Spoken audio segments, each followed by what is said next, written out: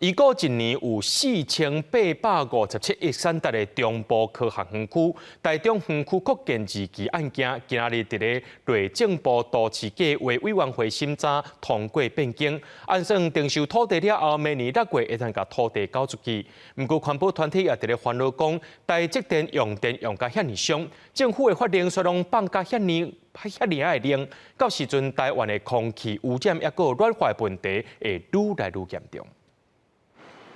关系到台积电2代米以下设厂的中部科学园区、台中园区扩建2期案，内政部都市计划委员会2 6日开会审查，决议通过都市计划的变更。后壁会予中科管理局送修正了后的都市计划书图，再予台中市都法局，综合内政部核定公告，按算2024 6月底交予厂商来设厂。中科扩建2期都市计划变更案，后续将由中科管理局提供都市计划书图后，由本府都市发展局报请内政部核定，并办理公告发布实施及都市计划专位公告等相关作业。中国台中园区扩建2期的基地是正挖台中园区的西边，面积89.75公顷，目前是私人的高度副球场。是国科会为着要扩大高科技产业的布局，对2022年开始推动相关的计划。不过环保团体是批评讲，会当用电大户条款的台积电，温室气体排放量净量低换比率，当年敢若需要10%，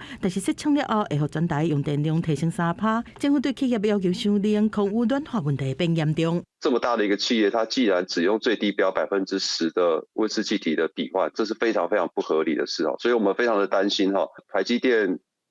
光是在台中扩厂就增加了全台用电量将近3%，所以我们非常担心这样的状况会造成台中的空污以及暖化的状况会更严重。中国管理局评估，扩建2期进驻的半导体产业会当创造4857亿的年产值，提供4500个就业的机会。后壁会照土地征收条例，提到园区用地，而且照都市计划宽平水保这相关审定的计划内容，办理园区的开发。记者综合报道。